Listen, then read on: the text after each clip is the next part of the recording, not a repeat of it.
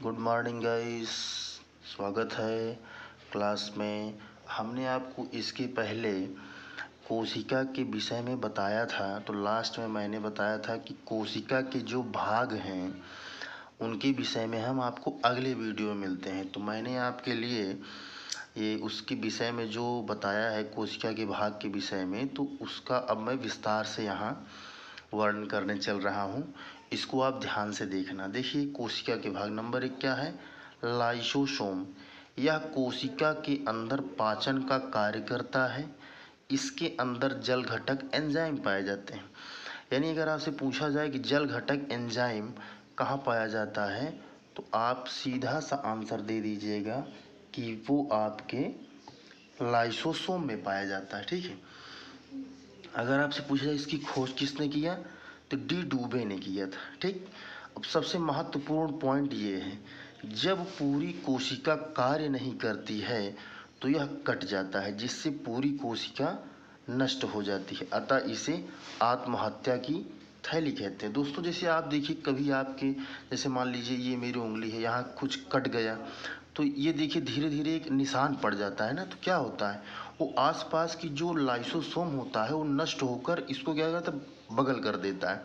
तो जिससे आपका क्या होता है, फिलअप हो जाता है, ठीक हो जाता है ना। तो इसीलिए इसको आत्महत्या की थैली, वो आसपास आके जितने कीटाणु रहते हैं वहाँ वो ये नष्ट हो जाता है, मतलब बम विस्फोट हो जाता है। तो इसलिए इसको आत्महत्या की थैली कहते हैं। ठीक है।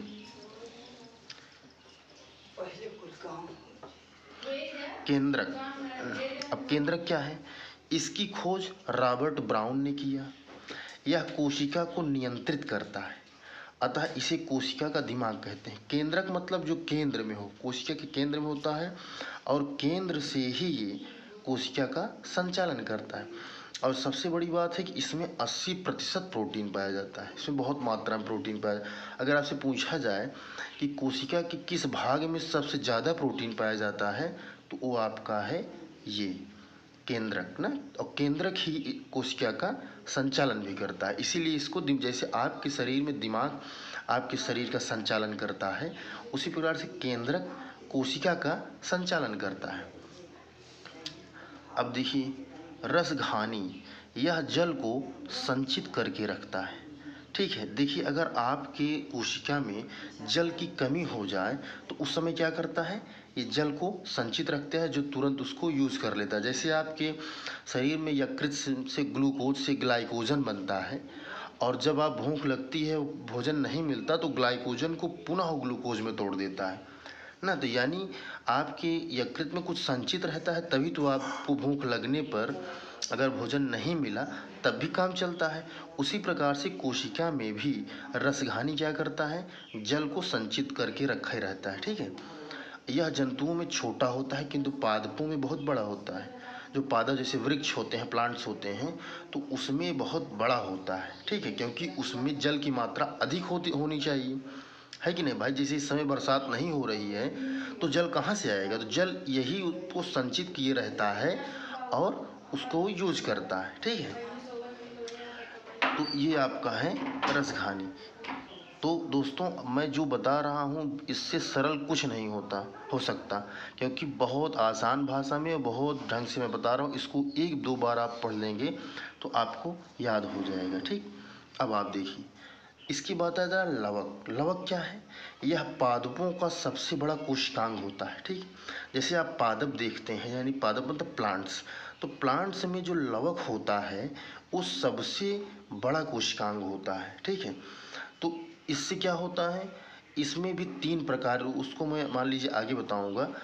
यह आगे क्या है, यह केवल पदार्थों में पाया जाता है। ठीक है, लवक। अब इसके भी 3 भाग हैं, जिसको मैं आपको नेक्स्ट वीडियो में चर्चा करूंगा। तो मैंने आपको इस वीडियो में क्या क्या बताया, आप देखिए। जैसे आपसे पूछा जाए कि कोशिका के भाग में लाइसोसोम, आपसे पूछा जाए आत्महत्या की थैली किसे कहते हैं, तो आप आराम से बता सकते हो कि कोशिका में लाइसोसोम को आत्महत्या की थैली कहते हैं। कोशिका की लाइसोसोम की खोज किसने किया? डी डूबे ने। अब आपसे पूछा जाए कि कोशिका का दिमाग किसे कहते हैं, तो दिमाग ये, यानी केंद्रक को कोशिका का दिमाग कहते हैं। आपसे ये पूछा जाए कि जल को संचित कौन रखता है, तो रसघानी, वोक्यूल्स इंग्लिश बोलते हैं, यानी रसघानी जल को संचित करके रखता है। अब पादपों का सबसे बड़ा कोशिकांग क्या है, लवक है। तो दोस्तों इस तरीके से मैंने आपको पूरा अच्छी तरीके से बहुत सरल भाषा में समझाने का प्रयास किया। आप इसको अंत तक देखना, 2-3 बार देखना, वीडियो लाइक और सब्सक्राइब करना।